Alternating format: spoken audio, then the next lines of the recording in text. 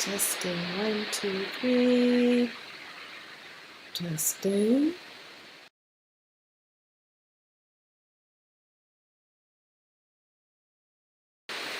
Oh, thank goodness.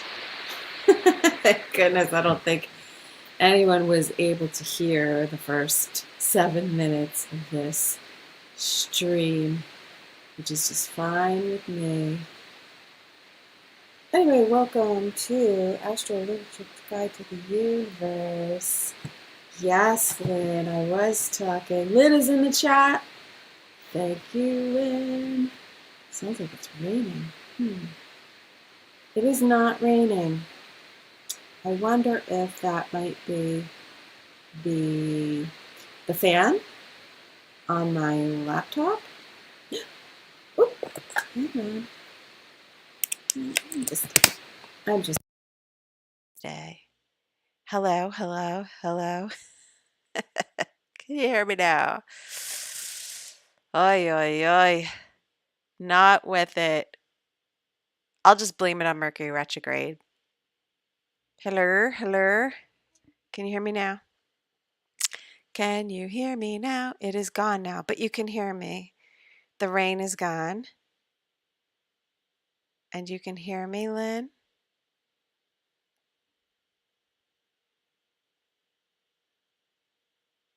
Can you hear me?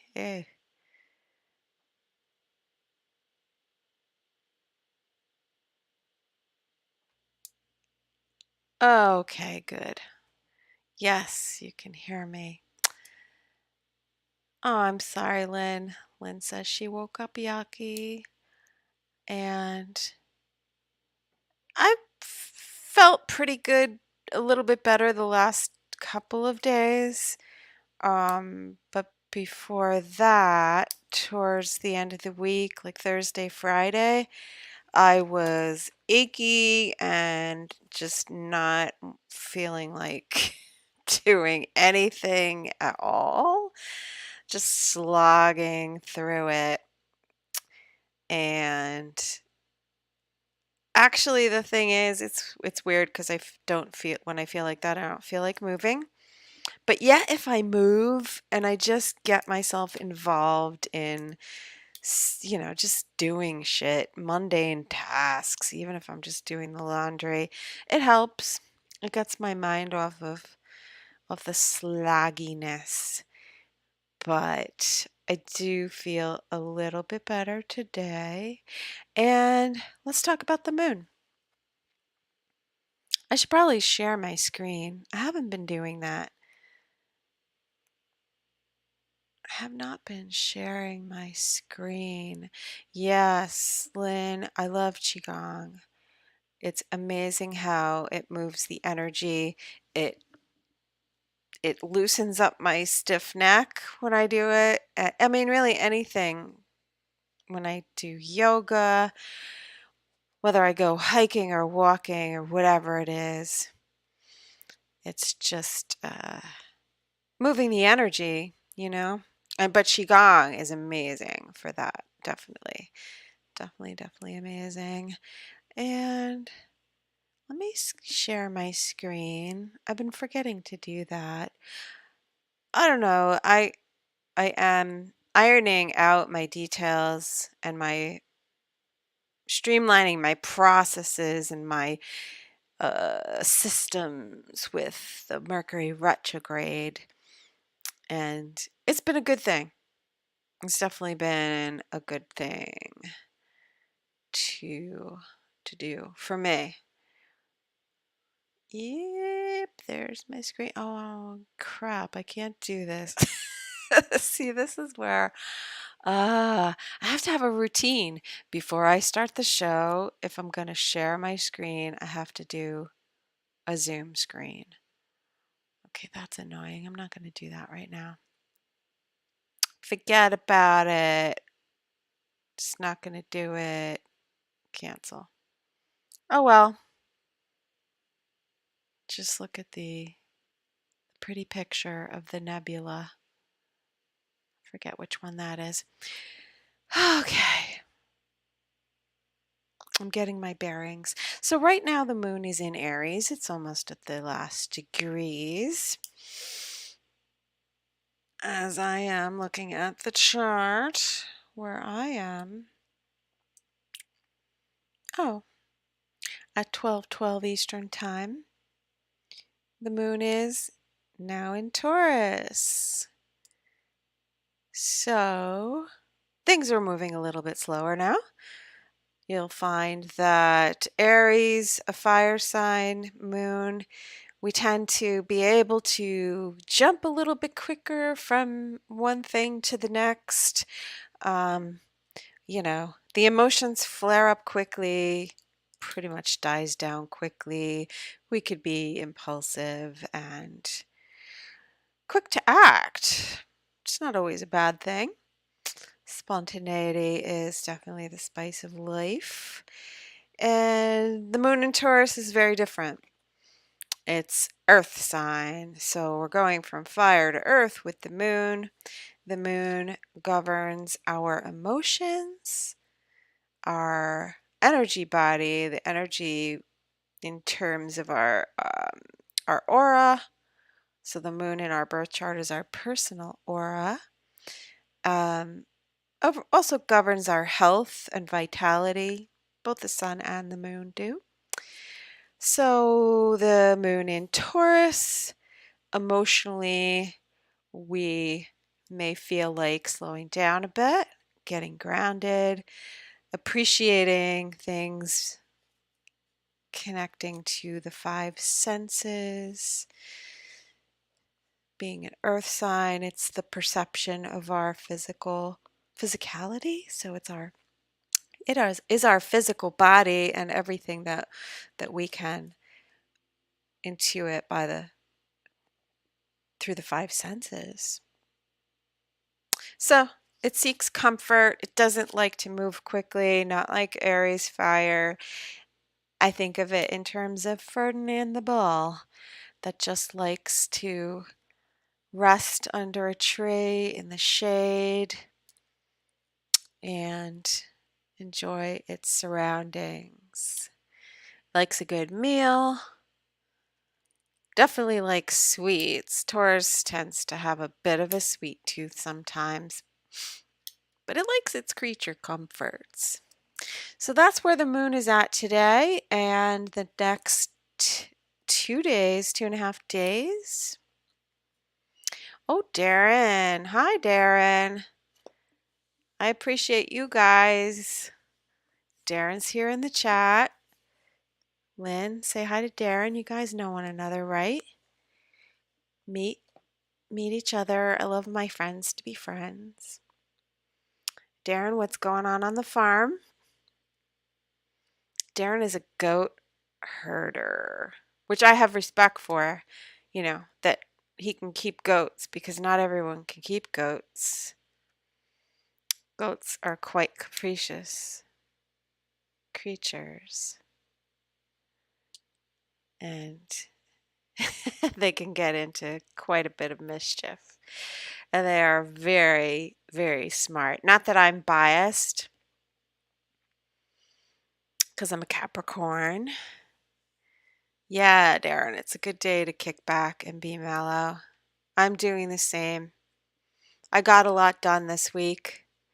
I am allowing myself to chill. I'll be hanging out in the backyard, getting some rays. I'm getting my end of the season tan.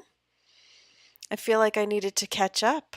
I was so busy this summer. Up until the last couple of weeks, I haven't really been able to really enjoy the summer.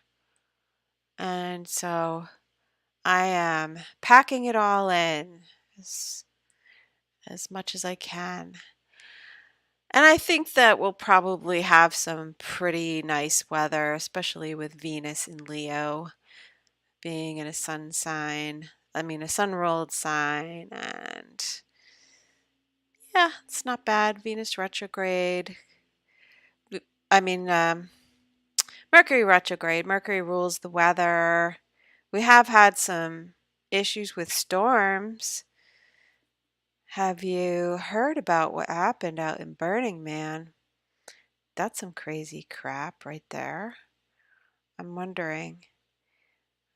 I've been looking at the astrology and wondering how that will play out over the next couple of days because um, I, well, the first thing I heard was they're not going to be allowed to leave until um, earliest Tuesday. But then I have a friend who's there, and so I heard from the grapevine that she and her husband won't be able to get out until Wednesday, earliest. But this chick was like in the, uh, I don't know, like the Peace Corps or something like that. So like, I'm not really worried about her. She's probably organizing people and helping out. So they're lucky to have her there. But Jesus, 70,000 people? What the hell, right? Darren Muddy Man, for sure. It's just crazy. To be honest, I hate, I do not like large group events. Kind of freaks me out.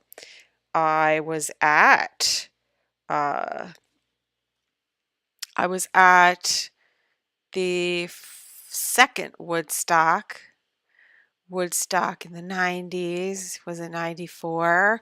And it was a really, it was an interesting experience. I couldn't wait. I had to go up the night before, started on a Friday, and I had to go up on Thursday. And as usual, no one wanted to go with me. So I was like, screw you guys. I got my little tent. I'm going to go up there to, wasn't actually in Woodstock. Um, I forget the name of the town exactly. But anyway, and it wasn't the original site. But it was on like an old former uh, dairy farm. So anyway, it was nice when I got there Thursday night. It was pretty cool. I parked and took a bus in, pitched my tent, and then the next day on Friday, because I had told my friends, "Oh, I'll meet you at the first aid tent." Now, mind you, this was pre-cell phone, and I never got to hook up with my friends, and the rest is history. It turned into a great big muddy mess, and I was miserable. I thought I thought I was just gonna die. Oh God, I was alone. I was just absolutely by Friday night, I think, was it the Chili Peppers that were on Friday night? Anyway, I really didn't want to go near the stage. I don't like crowds, as I said. So, but I decided, well, I was gonna like go down because I was camped up on the hill, and I went down as close to the you know musical stage as I felt comfortable with, and I just I didn't like the energy of the crowd. Uh, so I started walking back, and I mean, it's just crowd. Everywhere was crowd until you got like into the camping area. So I'm walking along and I'm just going out of my mind. I'm like, I am alone in a sea of people. And I just said in my head, God, I'm just gonna lose it if I don't find somebody to talk to because I couldn't find my friends. Come to find out, there was like 3 or 4 first aid stations, and like they said they were going to the first aid stations to find me, and we kept missing one another.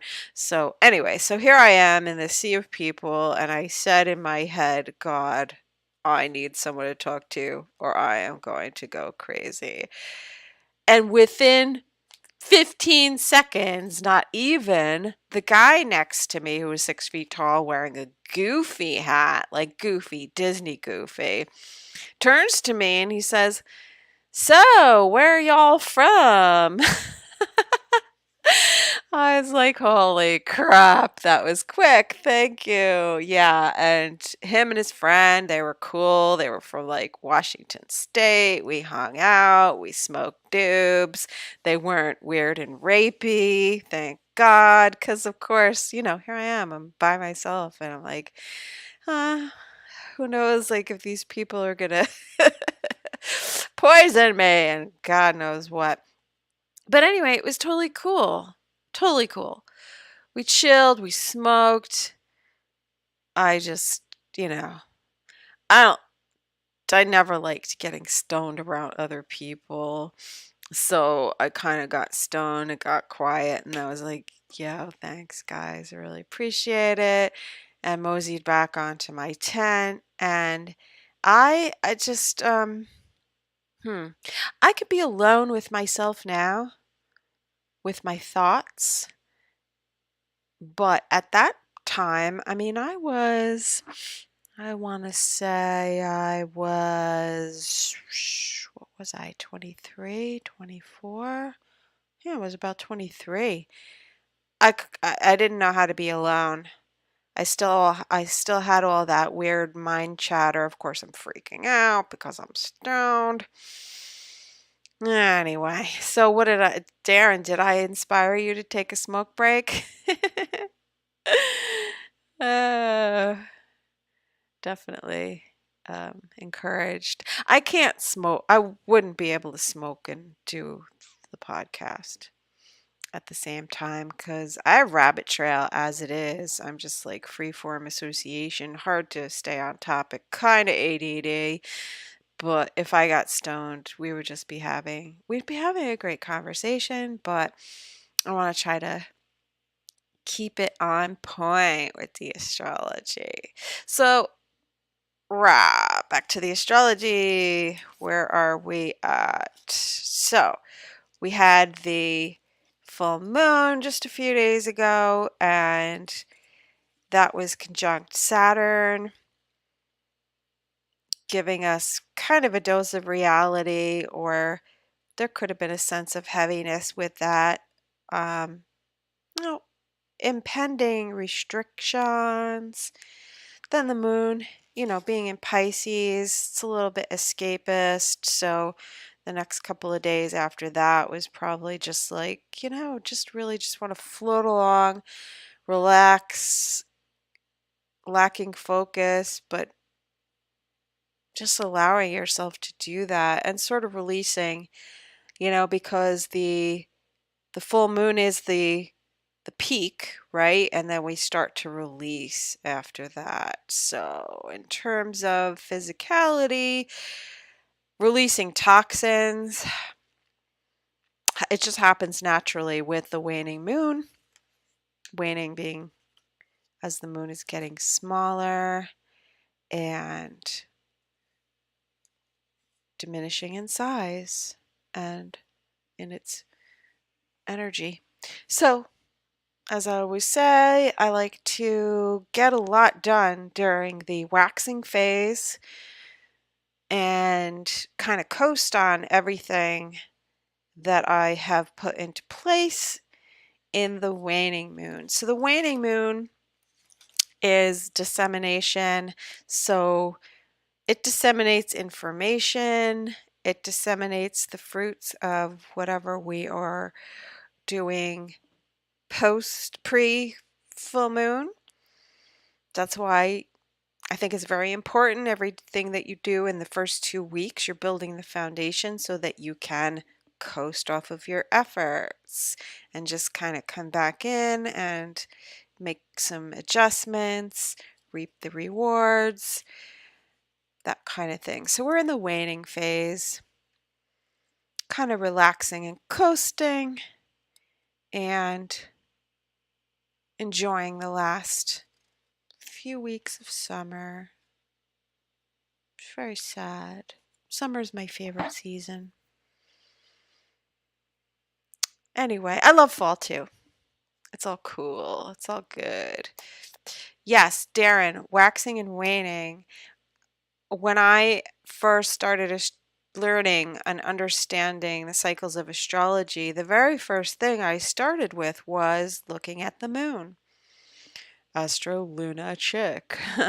So, um, if you understand the cycle of the moon, just to start with, and the sign that the moon is in on a daily basis, it will help you to be more productive. I always felt like I would get these like great ideas, and then I would immediately like, oh, I've got to do that right now.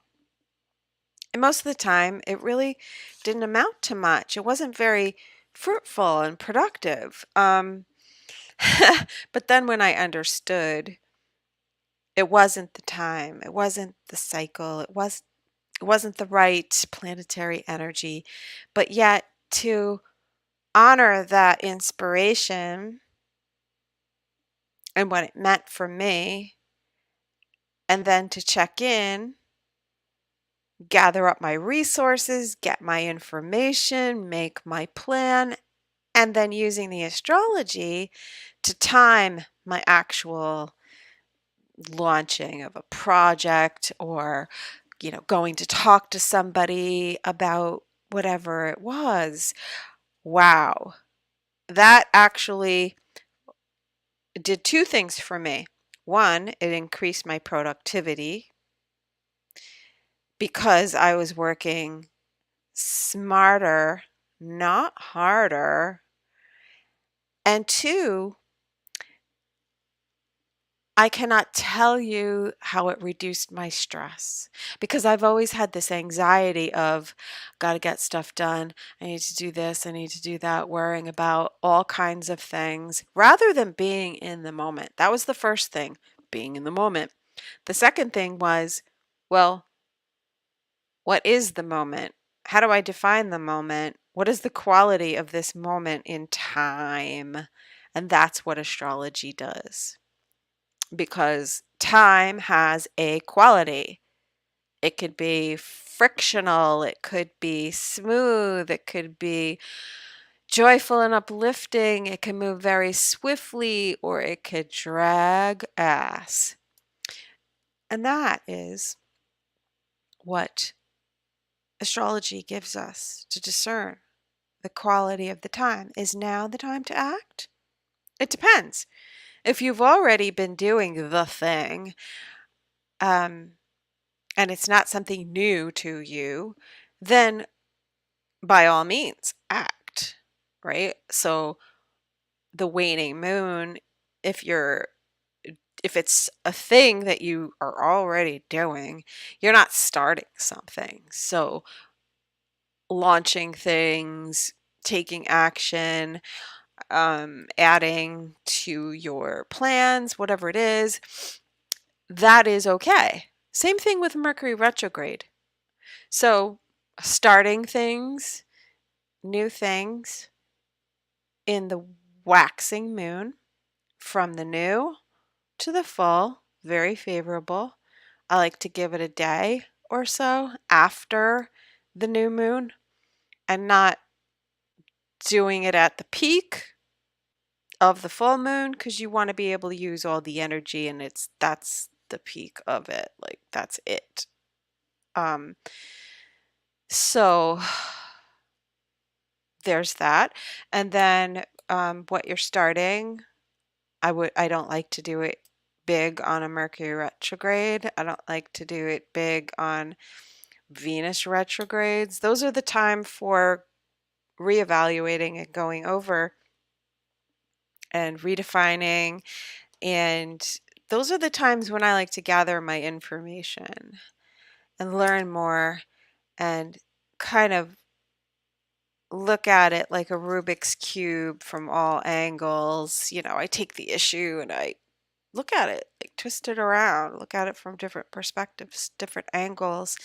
Um, I like to analyze it before I decide if I'm going to do it. But anyway, that right there that was life changing for me when I understood that When I get that big epiphany inspiration, that's not necessarily the time for me to jump in. But now I have astrology. I didn't have that before. But having the astrology, at the very least, if you understand the moon sign, the moon phase, if there's the retrogrades, then you could look at yeah, I said the moon sign, the sign that the moon is in, and then you can look at the aspects after that and the aspects to your chart, knowing where you're at in the overall cycle of your life in respect to um, where the planetary transits are happening. So all of those things together are very, very helpful. So with that said, if anyone is interested in booking a reading, I am available. And you can do so by either, you can email me at astrolunachick@gmail.com, or I have the Astro Lunatic hotline, and that is 914-222-1231. And you can text, you can call up and leave a voicemail. It's not on right now because I'm not taking calls, but when I do take calls, that's the number that I use. So you can contact me in that manner to inquire about my services. And um, yeah, birth chart reading is always helpful. A lot of people I find are like, "Oh my God, like I'm really scared. I don't know. What are you going to find? What are you going to see? Don't tell me any of the bad stuff." I had somebody tell me that recently, and I realized that there is a lot of fear when we don't necessarily understand, perhaps, but we're concerned that our worst fears are just hanging there over our head, waiting to happen, waiting to fall, like the sword of Damocles. Wow. Yes. Anyway, it's not anything to be afraid of. And there's always a way to use that energy. I think, being forearmed is forewarned and can dispel a lot of fear. So it's always helpful. A good time to have a reading is when you sense big changes coming, and that can help with some of the anxiety and the tension. Anywho, oh, Darren, so Darren says, I hear X is going to add voice and video calling soonly as well. Yes. Um, Well, that is really cool and we like it. Sometimes we think we don't like it because, well, everything is recorded anyway, isn't it? Isn't there just a big cloud where all of our conversations and our texts and practically our thoughts are being cataloged and recorded and logged for future reference? Anyway, I think it's just unavoidable. I actually was thinking to stream on Twitter. Um, yeah, that's right, Darren. Your cell phone is a tracking device, and I like my cell phone. And who cares? I mean, I care, but I don't care. It's the world we live in. We're not going to be able to avoid it. I mean, we can, but what I'm here to do involves technology, so I can't avoid it. So here we are. Here we are. Yeah. Anyway, I was saying I was thinking about streaming my show on Twitter also. We'll see. I don't know. I don't have a big following on Twitter. I mean, the people are there, but I have about 5 people that I interact with on a regular basis. And Darren is one of them.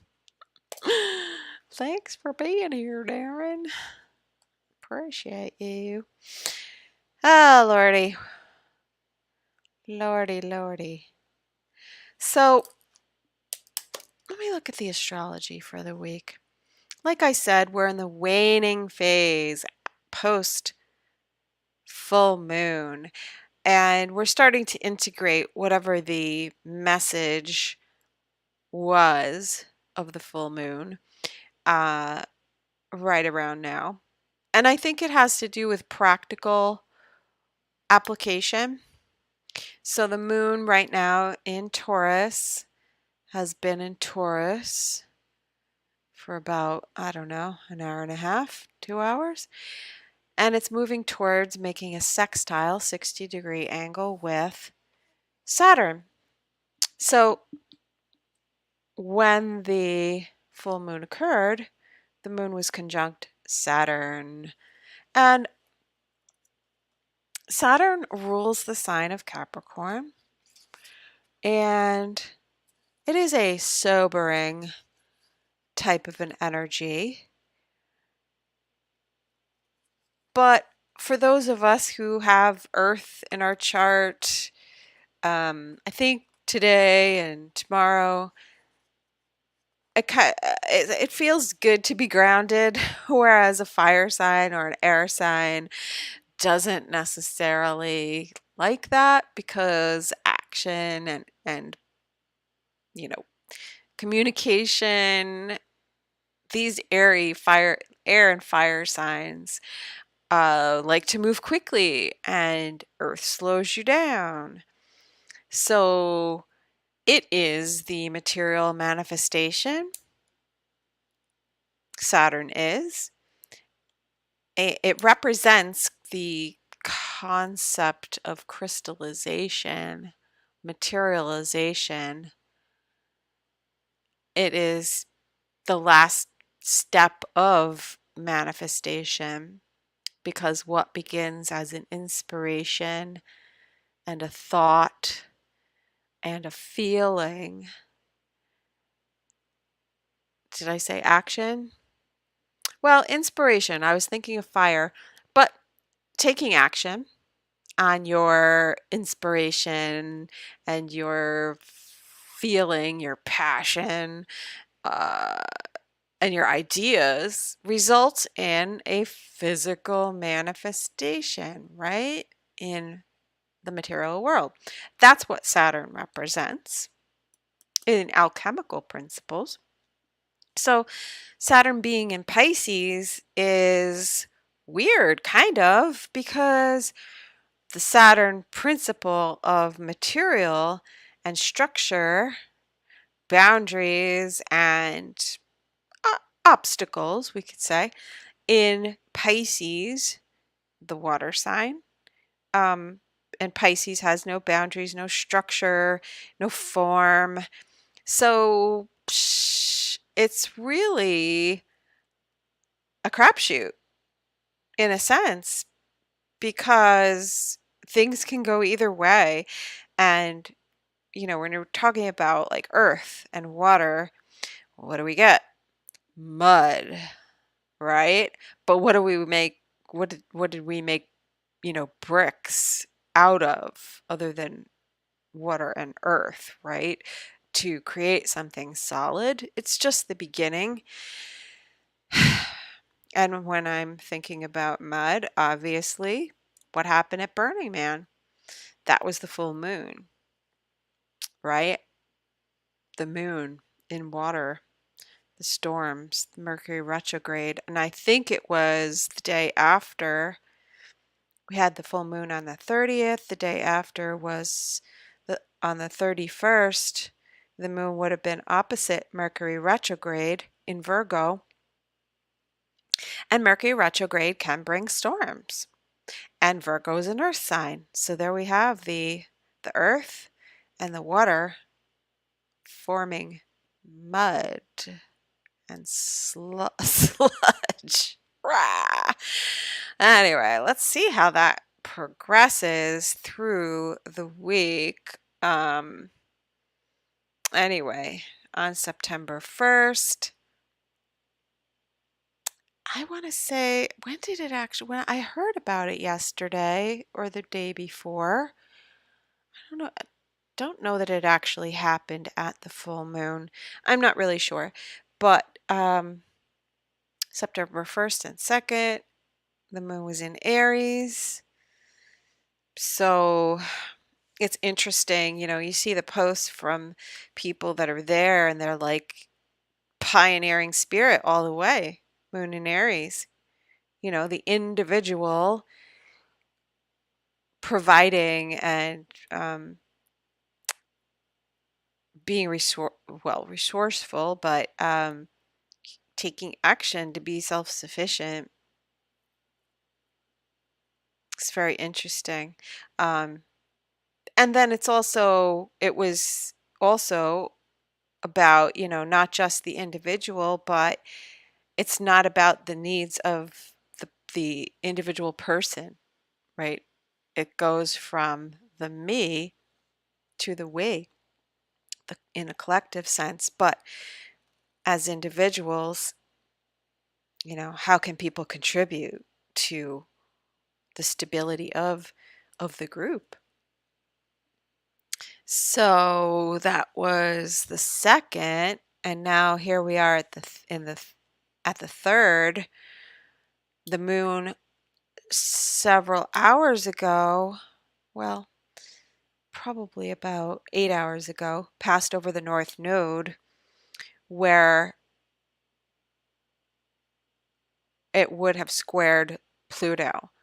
So what is happening is that each individual really is having to face their own fears,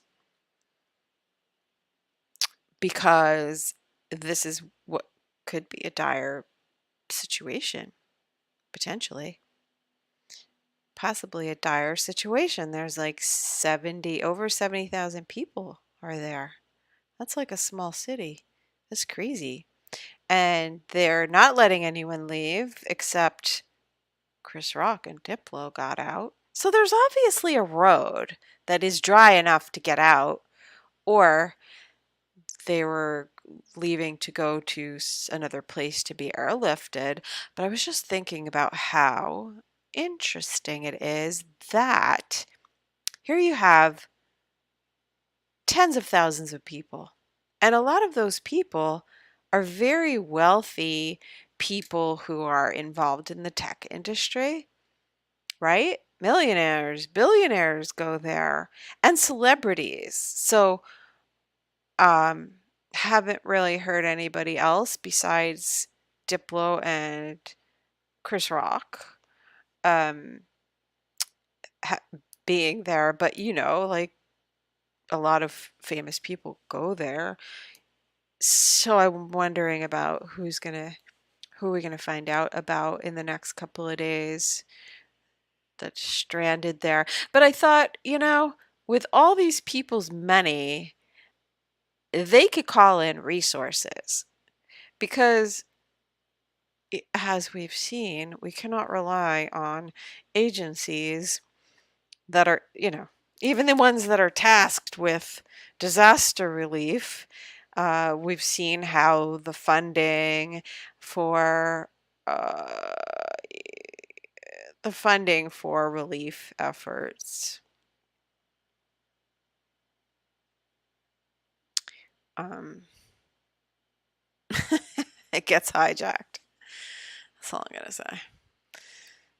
The rich LARPing as hippies. Yeah, Darren, exactly. So I think the first few days it's gonna be like fun, right? But mm, mm, mm, mm. as it goes down, as it goes on for a few days, the psyche, just what I was talking about, being at Woodstock 94, just getting out. It took me 12 hours just to get out of the event site. I started as like early in the morning. I don't know, 8, 9 o'clock in the morning, packed up my shit. It took me so long to get out, but it was like I couldn't get out of there fast enough. So what I'm saying is, yeah, all right, these people are survivalists. You know, a lot of them are used to, like my friend, being in the Peace Corps. Um, but a lot of people just go there for that experience and aren't really prepared for the psychological impact of being stuck in a crowd like that and understanding how quickly things can go south. So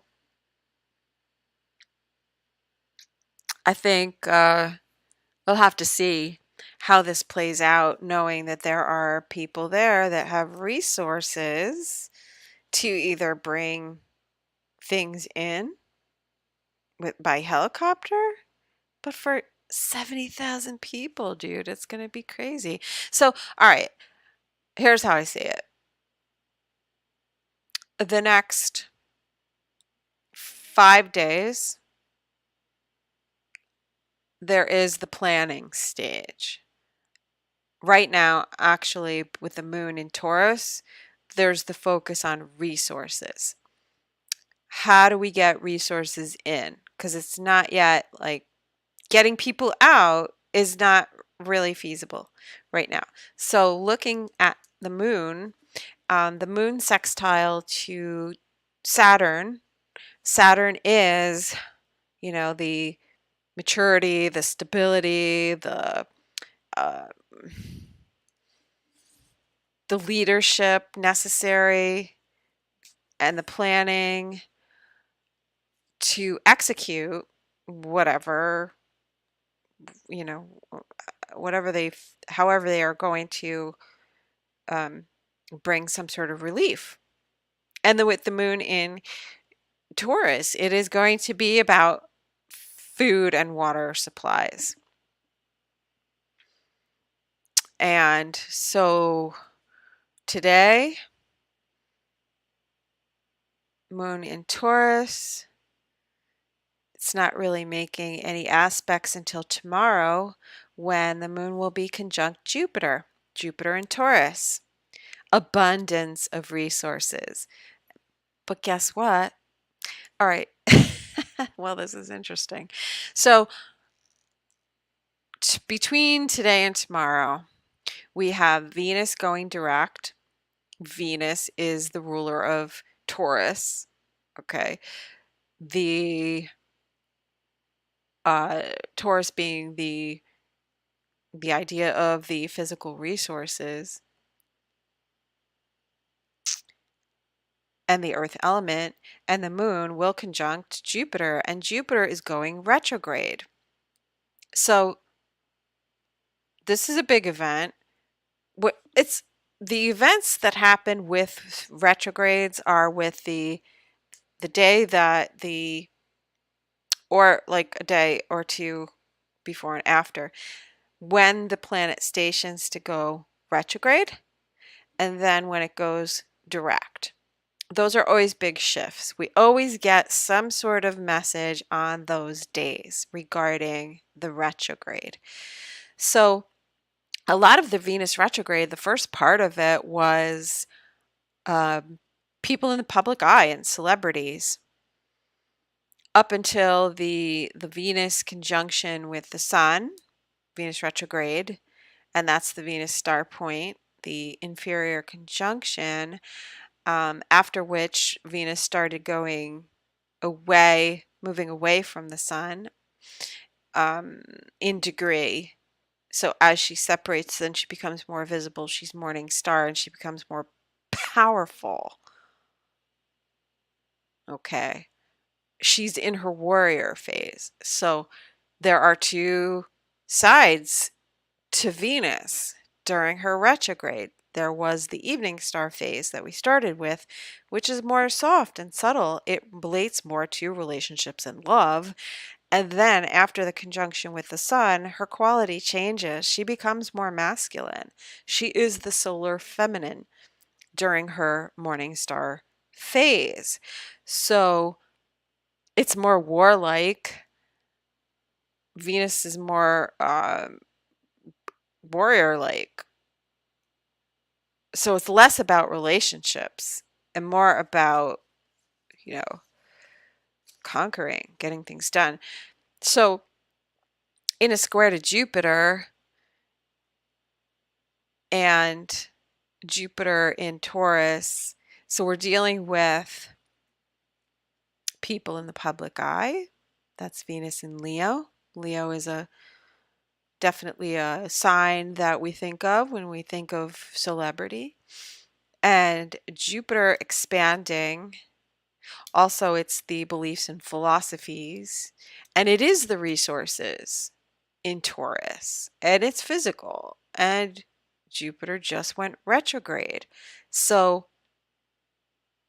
it's sort of a flipping of the game board in the sense that those who are normally have a lot of abundance of wealth, of security, are now in this situation where it's a level playing field.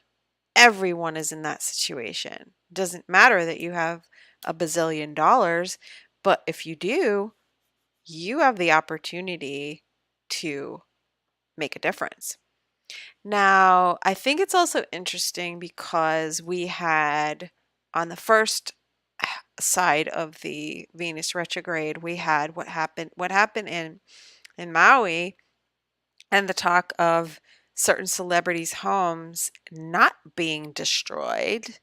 So the public opinion of celebrities, that the common folk was not provided any relief efforts, and not only did the rich sort of appear to exit the whole thing unscathed, right? Um, they're benefiting because now the rich can go in and take all that land, right? And they're going to develop it. Pennies on the dollar. Uh, so in this case, very different situation, but another natural disaster. But is it a natural disaster? Situation where a large group of people, but including certain celebrities and public figures who we don't yet know about, are there, and they're just as stuck.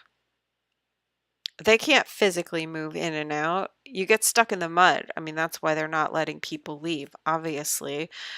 I guess they could walk out, but like you're more at risk trying to get out right now than staying there, unless you're Chris Rock and Diplo, right?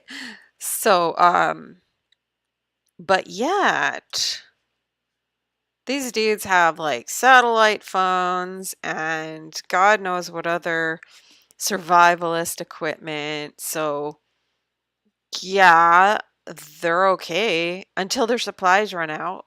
And what do you think they're going to do? They're probably going to have stuff delivered to them, right? Like the Amazon helicopter comes and starts dropping supplies. So I imagine there will be some sort of relief effort. I doubt it will come from the government. It will probably come from the charitable donations. Not really, but yeah, I mean, donations of the people who are stuck there. So tomorrow, September 4th, I've been marking this time anyway because Venus goes direct, and Venus has also been conjunct Hecate, the triple goddess known for witchcraft and the crossroads.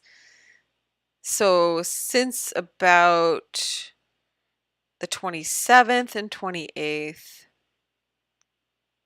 Venus retrograde was conjunct Hecate.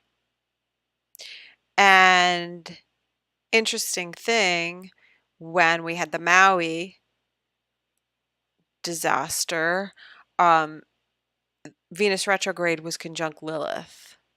Now she's conjunct Hecate, or she was conjunct Hecate. Not sure where Hecate is at right now. Let's take a look. Let's take a look at Serenu if you're interested in the asteroids. Serenu, SERENNU.com. You can, there's a big list of asteroids. You can also look up the numbers, planetary numbers for the minor planets or asteroids to add them to the list if there's any specifically that you are curious about. Like for me, I had to add DNA 55555.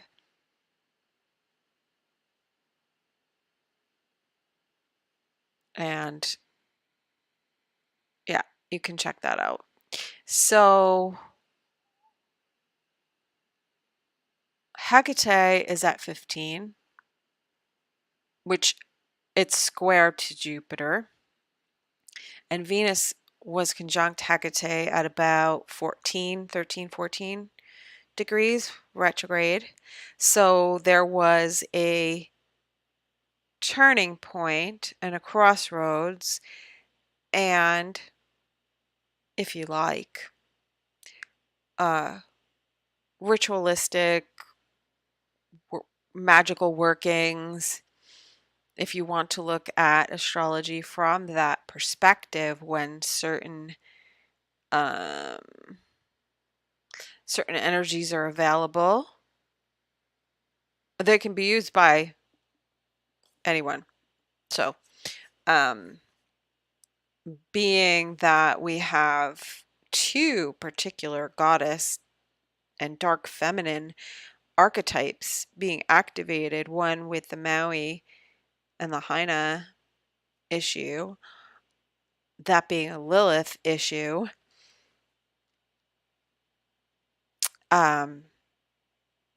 the dark and shadow feminine, that would be greed, in my opinion, in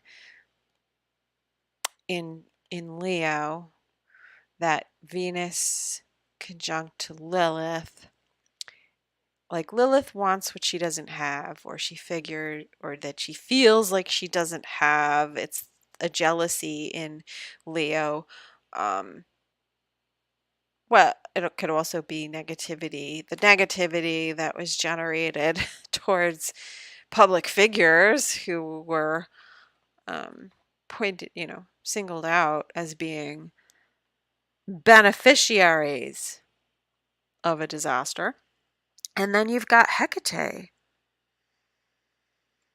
with this Venus retrograde, squaring to Jupiter, resources again. So there's this sort of covetousness of resources, which I'm sure will play into a shift in consciousness in that crowd, because there will be more focus on resources. There will be people who are running out of resources. There will be people who have more, and they will be, coveting of the people who have more. So again, it's this attitude towards the haves and the have-nots. And we'll see how this goes. So definitely on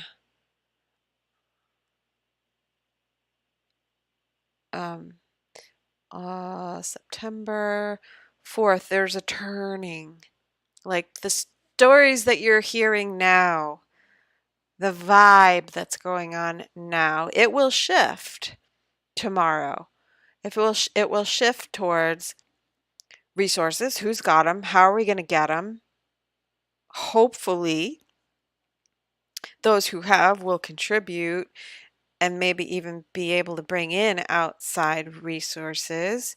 But just imagine, if a helicopter comes down to pick someone up and people are in panic mode, don't you think that, a bunch of people are just going to try to like latch on? Unless, you know, I don't know if there's a way to like go off a little bit far from the group and get on your little helicopter. I don't know. Jupiter also rules air transportation, flight. So it's possible we may see that kind of relief effort coming in tomorrow. Also, Mercury retrograde is making a trine aspect to Jupiter. So Mercury retrograde in Virgo, help, assistance, relief efforts. But it's Mercury retrograde and it's Jupiter retrograde. I think there will be difficulty. If there are storms still coming, a Mercury retrograde affects the weather oftentimes. And in aspect to Jupiter, it could be another big storm. But the difficulty with transportation, that will be an issue. Because the things that I see with Mercury retrograde is obviously that the issues happen when there are aspects to the Mercury in retrograde. And in the beginning of the Mercury retrograde, it was trine to Jupiter. It was a few degrees off. But what do we see? We saw some storms and we saw, what do you call it? Wait, was that when Maui happened? Maybe. But we saw I saw a few plane crashes. There was a plane crash and there was a helicopter crash. So it's affecting air travel. So I'm not sure that the airlifting of any kind of food and water, that may not come in right away. There may be difficulties with that. It may be delayed. Obviously, Mercury retrograde is causing delays. So they may try, but I think there may be issues. So that's Monday. So Monday, the moon is in Taurus conjunct Jupiter, which has just gone retrograde. Remember, planets act wonky when they just station to go retrograde or direct. Venus is the issue. It's the resources. It's also celebrities because it's in Leo. I'm wondering, we will hear more, I'm sure, about who's there. Could be females. The focus could be on females. Could be Leos and Tauruses and Virgos banding together. Okay, so that's the 4th. So the moon trining to the sun and trining to Mercury retrograde, putting together a system of how to work with what they have. Also, I know there are issues perhaps surrounding health. I don't know if it's accurate, but there are reports of possible Ebola. going on. Oh, some mystery virus. You know, this always happens when people get covered in mud. There's stuff, microbes in the soil that are, you don't really want on your skin and get absorbed through the skin. So the skin being a barrier and the water helps helps whatever's in the soil, the earth, be a conduit to get through our skin. Urgh. What was I talking about last week? It was the penetration of penetrating the barrier and how that has to do with our immune system and what things would be coming up with health and permeability of the system. So I don't know what's going on there. Oh, Dave. Dave's in the chat. Dave from Beyond the Strange. Hi, Dave. I didn't put out a message, a tweet. I'm still trying to get used to trying to remember to do that. So everyone knows when I'm going live. So don't feel bad if you didn't get a notification. What is this, Darren? Tune into the Burning Man cam. It's just hoaxers. LOLing. Hashtag Ebola. What does that mean? It's not real? The Ebola thing is not real? I don't know. I know that there are health issues here tied in. Whatever it is. But the main factor is fear. Fear of not having enough resources, fear of not being able to get out, fear that there's some, you know, virus going around, the Ebola thing. Well, that would be par for the course with a Mercury retrograde in Virgo. Like not everything that we hear about is real. It's true. So we'll see how that pans out. I mean, what could happen also tomorrow with the Jupiter Moon conjunction? The Jupiter rules the media and journalism, and information regarding people and places far away. So also the truth. So we might be getting conflicting information, and the reports could have been conflicting, and now we're getting some surprising truths and details.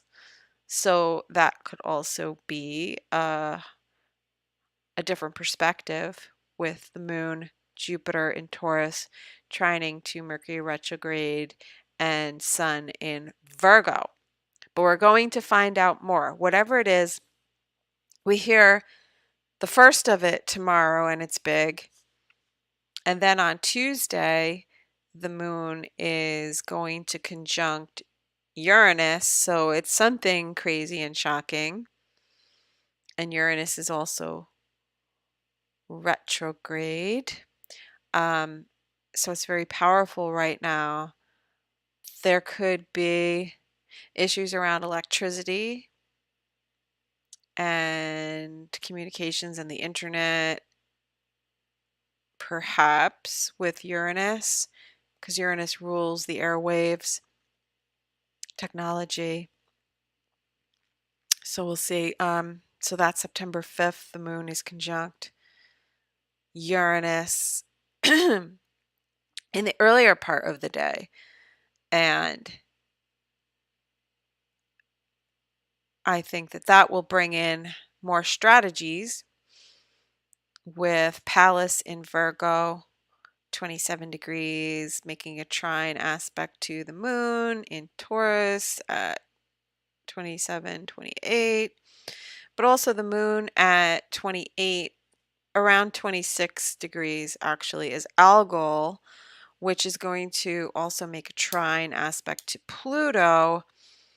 And so there will be, you know,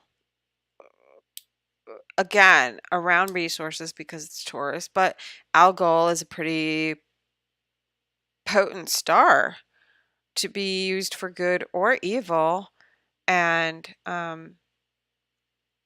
gaining control and power, that would be a trine to Pluto. But it's really about overcoming fear and staying calm in a situation. And self-governance, being your own authority. So that's Tuesday. So we should get some interesting information Tuesday as the moon goes into Gemini later on in the day. Makes a trine to Mars.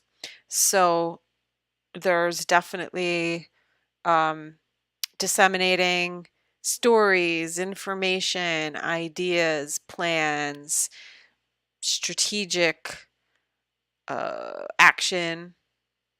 Mars being in Libra, again, coming back to the mentality of we have to get along, we have to be diplomatic, we can't think about just ourselves, we have to think about other people, and that's Mars in Libra. It's not easy for Mars to be in Libra because it's the opposite sign. It rules Aries. It is the me. Aries is the me, and Mars is a me. But Libra is a we. There is no I in we. So, options, plan, strategy, information. We're dealing with that on the 5th. That's Tuesday. Tuesday and Wednesday are big days for news. Watch to see, because there's a turning point on the 6th on Wednesday when the moon is in Gemini and it's going to square to the Sun and Mercury conjunct at 14 degrees of Virgo. So there is some kind of event that happens or a realization. We could be getting news personally. We could be making a decision. We could be resurrecting something from the past. We hear it's all about the information and the details that we hear. Because remember that this is part of the 2 phases of Mercury retrograde also. Because Mercury retrograde has been going through, it started at 21 degrees of Virgo. Okay, and then it comes to 14 degrees, meets with the sun. Just like Venus met with the sun, that was a turning point, a shifting point in our relationships. Now the sun meets with Virgo. It's a turning point in our communications, in our ideas, information, understanding, also around,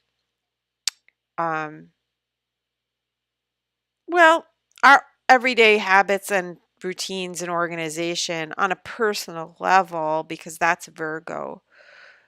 The essence of Virgo is to categorize, to organize, to discriminate, and also to create a routine, a system. So it is about our daily lives and our habits. But again, we can't get away from the fact that Virgo is about health. So we're dealing with health issues.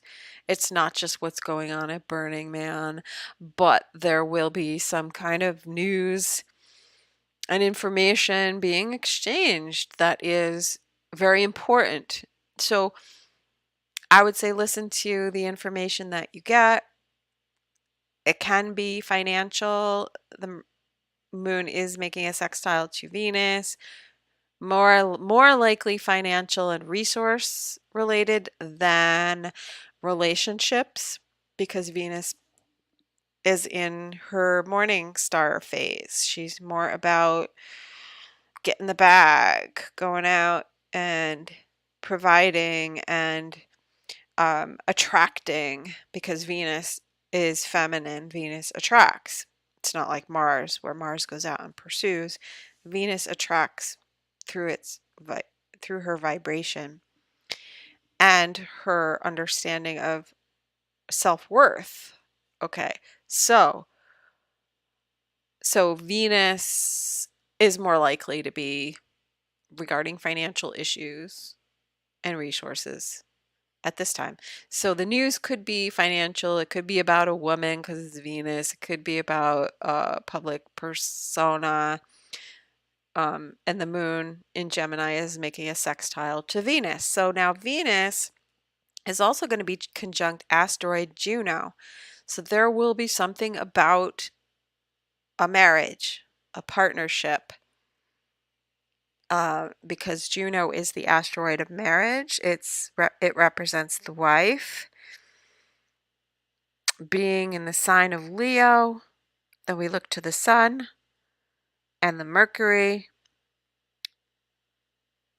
So is it a message regarding someone's wife's health, the health of the female, someone in the public eye, or their spouse? We'll see. So that's September 6th. That's Wednesday. Now let me see. What is the numerology? That's a 7, 6, 4. I don't know. We'll see. So Moon in Gemini, the 6th, the 7th. The moon will make a sextile to the nodes of fate. Again, in Gemini, there's information coming, and the moon will also having sextiled Chiron. So some sort of healing or expressing a wounding or upset. And it could be that things are getting a little bit testy in regard to communications, because the moon will make in conjunct to Pluto. And this could be uh, the call for governmental or institutional intervention in a situation. We're also dealing with the looming, Rona round 2. So, but the communications will be regarding health, regarding the workforce. I know there's several strikes happening. This could also be regarding strikes on the 6th and the 7th, because transportation is Jupiter in Taurus, that just went retrograde, and the trine to Mercury and the Sun in Virgo. I imagine that would be workforce. That's the people in the service professions, whether it's nursing, firemen, police officers, teachers especially, but then also people involved in the transportation industry because of that Jupiter in there.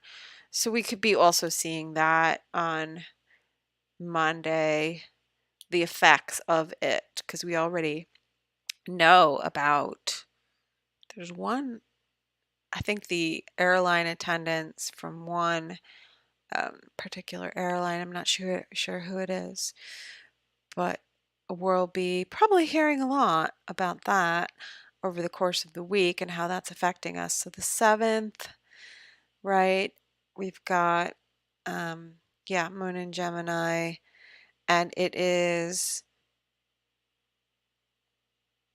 making an aspect to the nodes.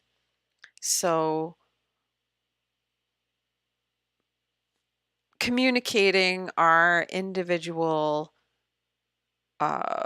decision of how to move forward, what, you know, what, where we are headed personally, and about, our own personal will and the will to choose, as opposed to the control or things outside of our control, things that want to, things and people that want to control us.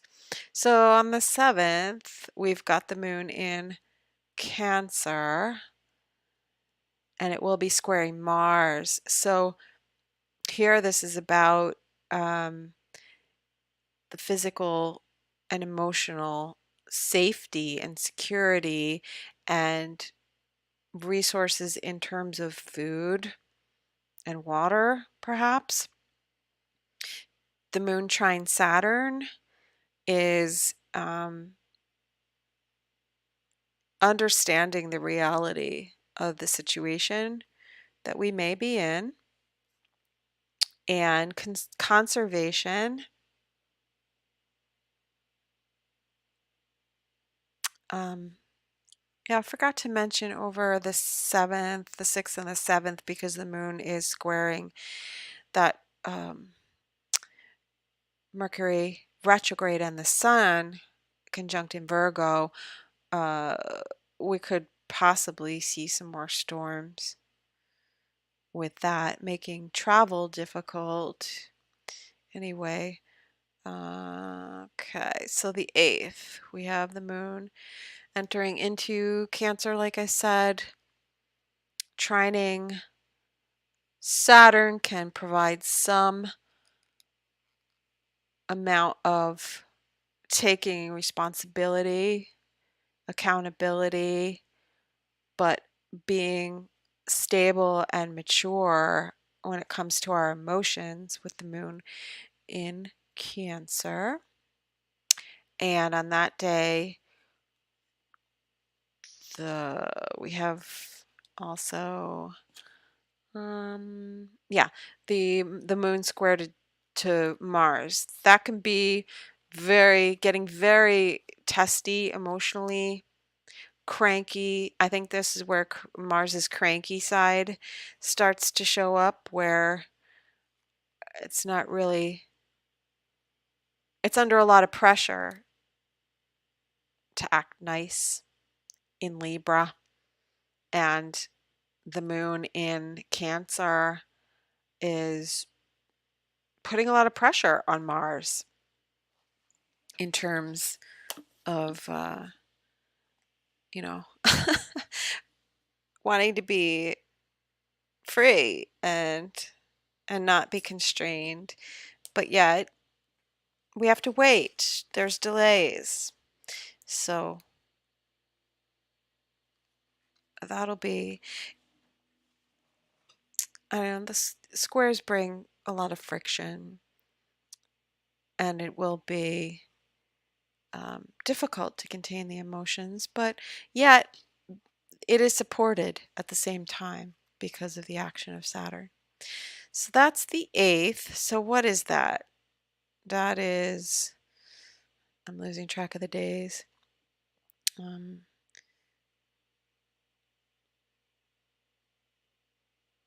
That's Friday. That is Friday. So here the sun is making an exact trine to Jupiter. So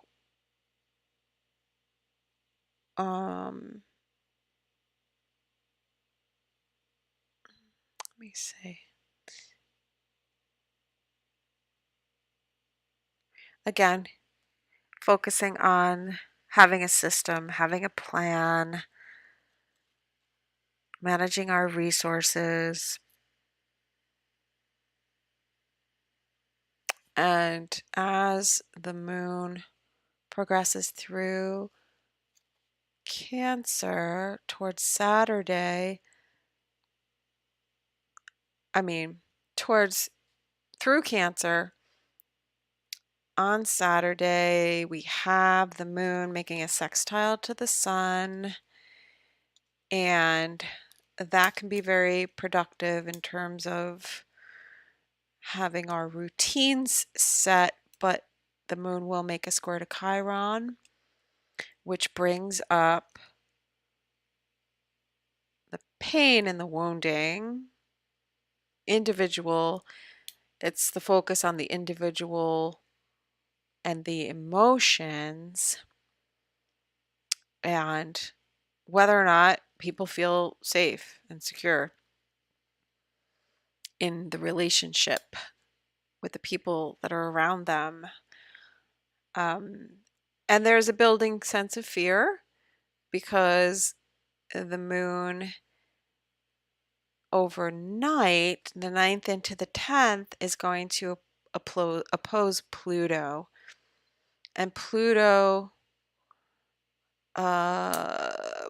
squaring the nodes. So there's a turning here of the situation where we have to face the fear and the wanting to control a situation and things that are outside of our control. Also, we have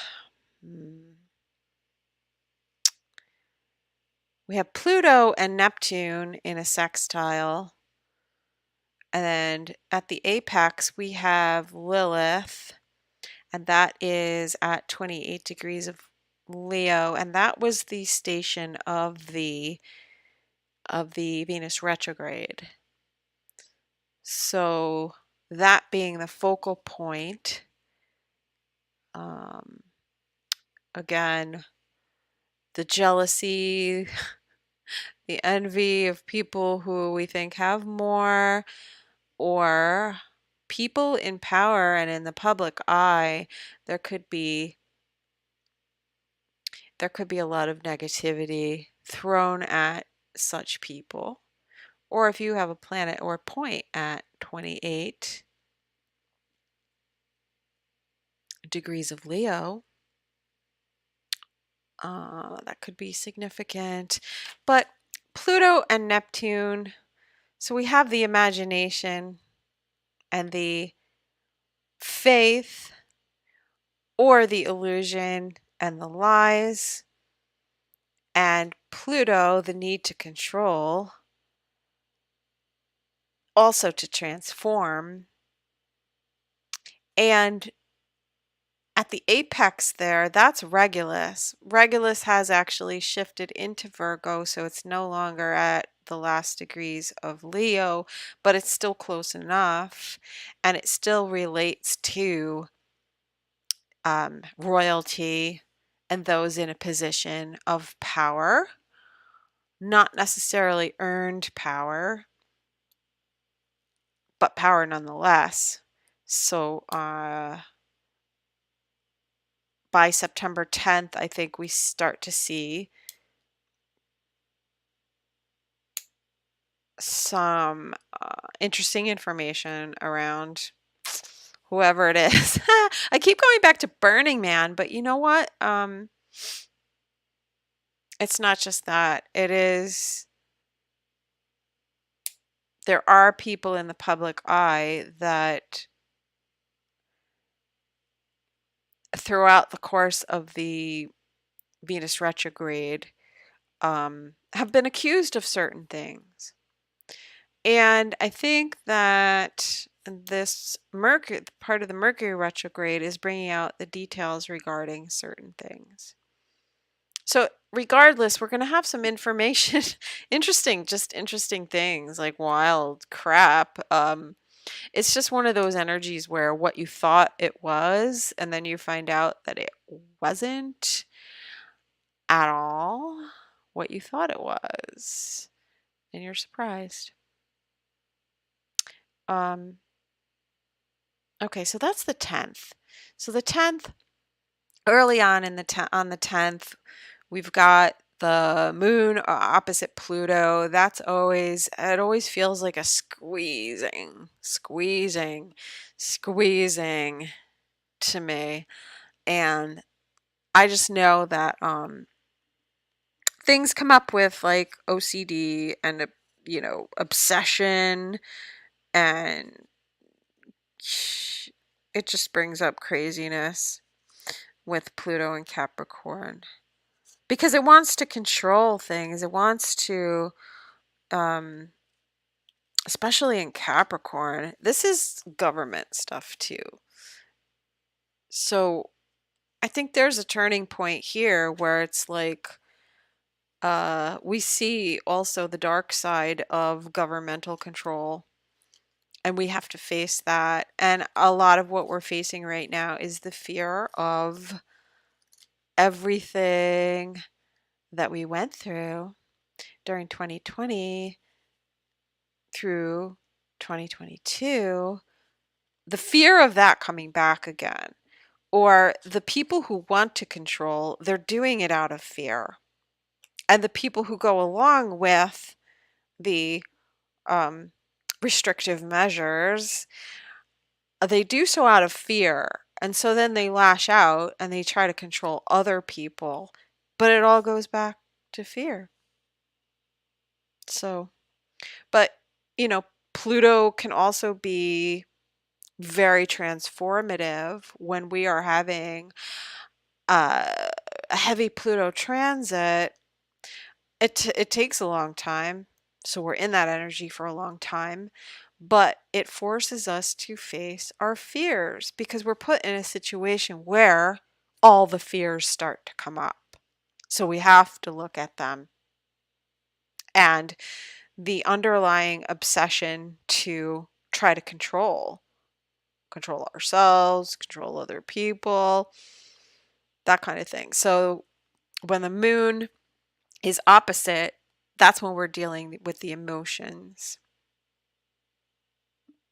So that's just, that's a fleeting thing. The moon moves so fast.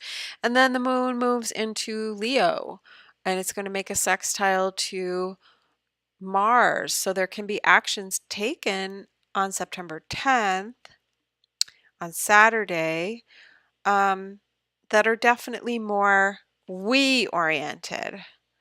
So again, the focus on taking action to bring balance with Mars and Libra, and probably feeling better about it.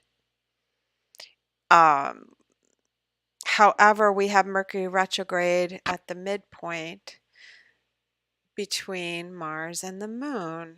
So there's the action and the aggression or assertion, and the masculine principle. And then we have the moon, which is our emotions. It also deals with the collective energy. Being in Leo, it's definitely more positive, creative, and probably with Mercury at the midpoint, meaning the middle between the two. I would say that the 10th, there is definitely a lot of understanding in terms of our situation, in terms of uh, where things are going.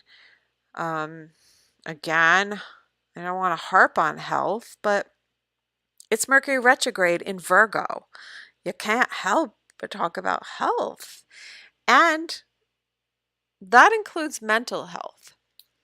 So Virgo is also known to be a kind of fearful, mistrustful, worried type of a sign.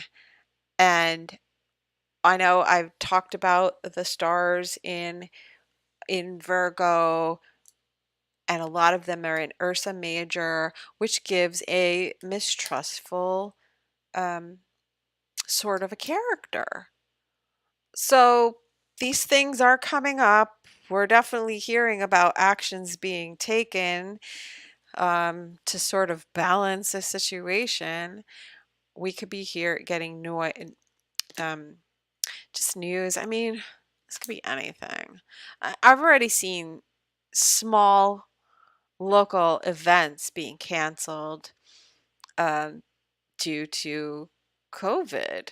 And it's not even here. It's just the shit comes out in the media, you know?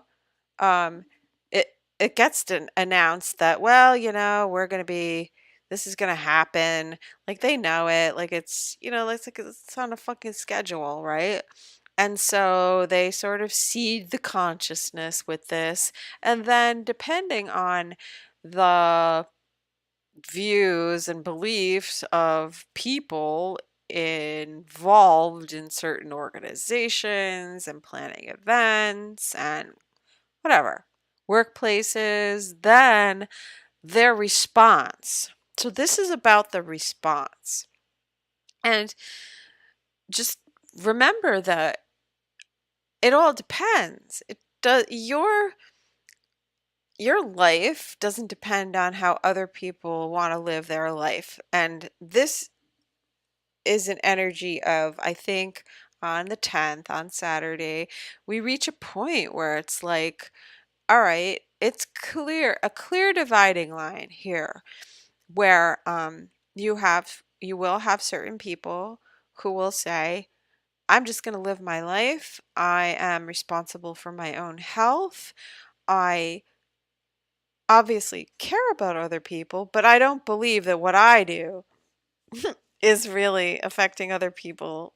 Whereas the other side feels like, I think this is where people are going to start looking at other people and saying, you know, it's that mentality. You're not wearing a mask, you're putting other people at risk.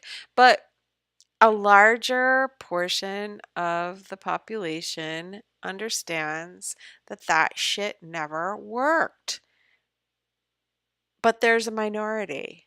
And this minority they tend towards hypochondriaism, in my opinion, and obsessive compulsive. And that's the Virgo stuff that is going to come out. Uh, the judgment on other people.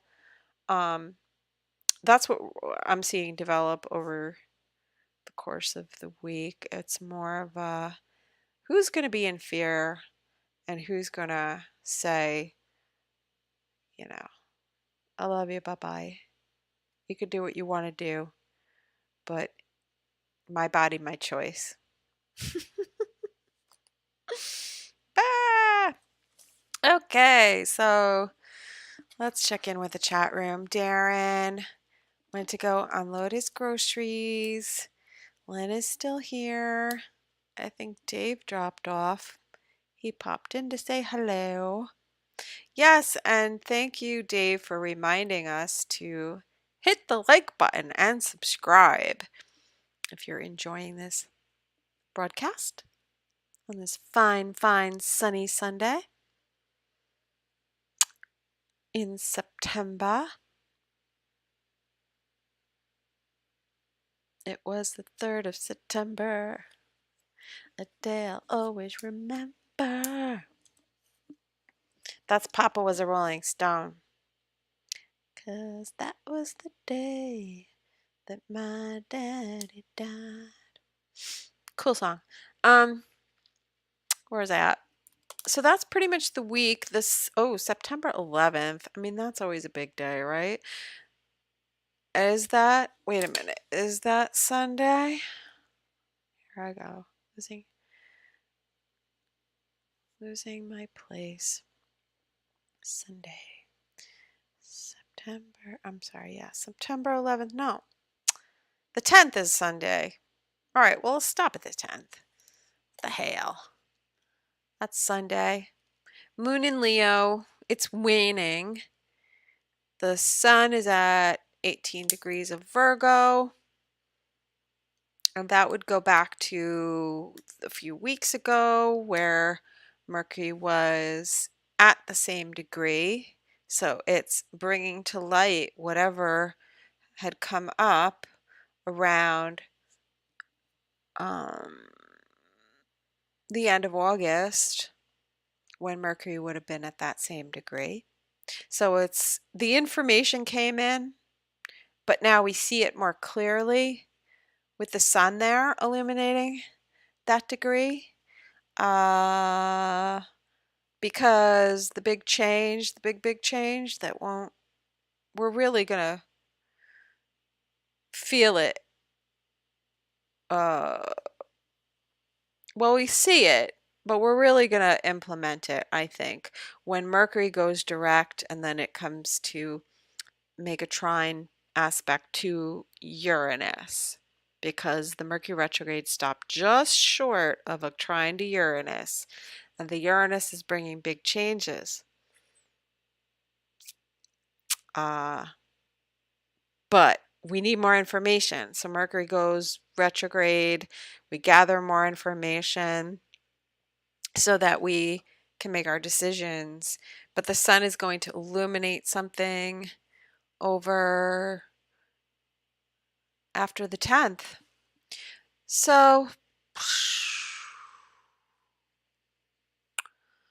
overall, it looks like a pretty eventful week and productive if you choose to make it productive. I've been using the Mercury retrograde to streamline my habits, my routines, my health, my diet, my exercise, and I'm feeling pretty good.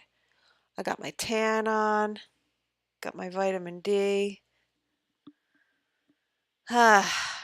working on my health and my fitness, and feeling good, and getting back into a routine this time of year always feels good to me,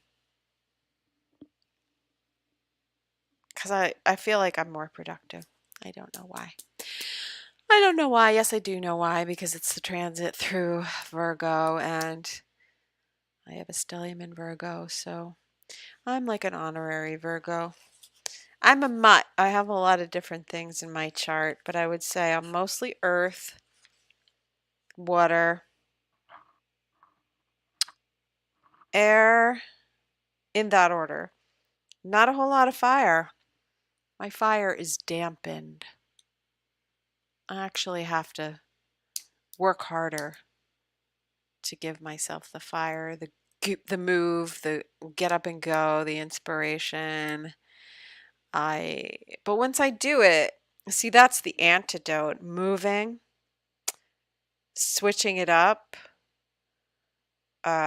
heat, because I tend to be on the cold side. So I I I thrive in a hot or warmer climate when there's sun. So I know the antidote to uh my stagnancy, because I don't have a lot of fire, or be around fire people. They get me moving. I do like my fire people. Fire signs. So, I mean, I have two planets in fire, but one of them is Saturn in Aries. It's not happy. It's not happy. Very restrictive. Also because it squares my sun and my Mercury. So it's like, yeah, I'm climbing to the top with Sun and Mercury in Capricorn, but it's fraught with obstacles, delays, and yeah, that's because of this my Saturn, which is my ruling planet, in Aries. You know, Aries being the self, and regarding agency and the ability to act for oneself, or act on uh, your own desires. It's difficult. So, and then the other fire planet that I have is Venus in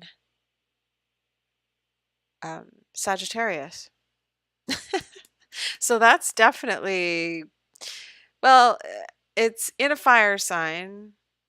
I don't think it's a good or bad thing. I think Venus in Sagittarius is neutral. I don't think it's in detriment, but it's definitely not in a sign of its rulership. But I would say that I definitely don't have a problem like taking a leap of faith or always wanting to learn something new. I like to travel. Uh, I love learning about people through my relationships. I love learning about relationships, but it's in the eighth house. So that's a water house, that's a scorpionic house. And um, so it's weird. It's weird. Lynn, you're undefined. So you don't know your birth time, huh? If you get the long form of your chart, you would have to probably order it from the municipality where you were born. But if you request the long form, that would probably have the time. Nope. So nobody in your family knows when you were born, roughly what time. There's always a way to look at the chart to kind of figure, to kind of guess. I've been pretty good at that. Sometimes you could just tell. Also, we go by the progressed moon and events in life, so we can kind of get an idea. Your mom can't remember. You could ask her if it was day or night. Surely she can remember if it was, you know, middle of the night, or I don't know, maybe she was heavily sedated. Anyway, yeah, if you could try to order your birth certificate. You can do it online. You could do it by mail. You send a request, pay the fee. It's usually like $10 to the township or city where you were born, where the municipal records are, and you ask for the long form. Because when you get a copy of your certificate, usually what they give you is the short form. There's a specific form, the long form, that you have to ask for, and that usually has the time. But anyway, next time I do call in readings, you should call in, Lynn, if you want to. We could still look at a lot in your chart. And since, I don't have a whole lot of people that come on for the live, we could spend some time with it. And I expect I'll be able to do that maybe next week or the week after. I'm still working out my software issues. I just have not implemented it yet, and it'll just be easier for me, for actually for people to hear the caller. That's why I want to wait to do that. But then when I have my audio mixer all set up, it will definitely sound a lot better. So yeah, so Lynn says her originals were lost. Yeah, that's fine. You can order another one. I've done it. I've had people do it. It's not hard to do. If you really want to know. If you live close to where you were born, if you could actually physically go to the town hall where they keep the records, they'll give you a copy right there and then for the fee, $10, $15 ish. Anyway, I am almost at the 2 hour mark, so I'm going to wrap it up. And I will be doing pop-ups this week. I didn't do a whole lot this past week, but I will be doing more this week, so absolutely stay tuned, and um,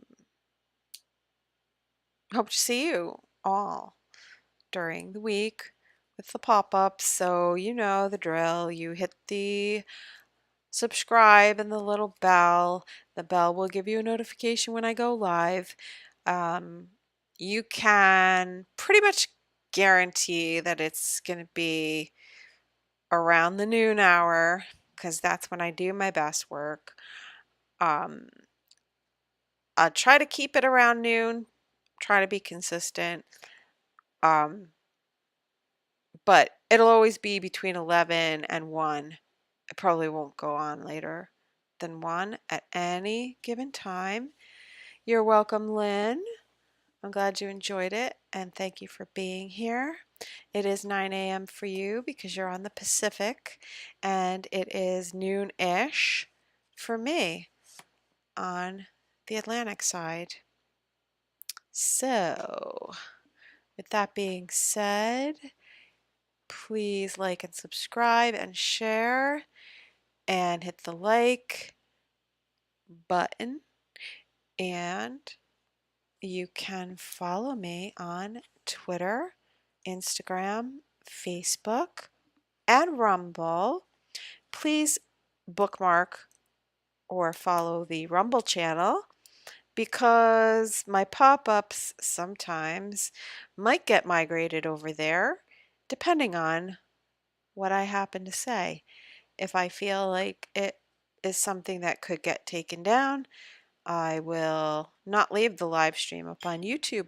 I'll migrate over to Rumble, so look for it, Astro Lunatic on Rumble. Again, Twitter, Instagram, and Facebook. And if you're interested in booking a reading, you can reach me at astrolunatic@gmail.com, also at 914-222-1231. Text, leave a message, and I will get back to you about booking details.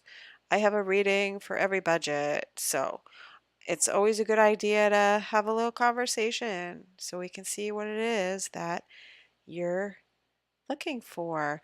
Oh, and I take trades too. Someone sent me a very beautiful gift, so I will be doing a reading for that person. And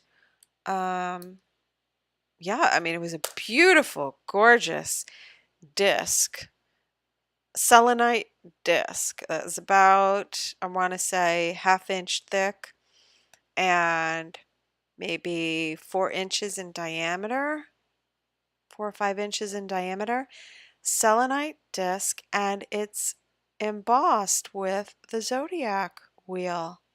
It's absolutely beautiful. So, it could be used as like a charging plate. I wouldn't want it to get dirty, but selenite is wonderful. It's one of those really amazing stones that you never need to cleanse.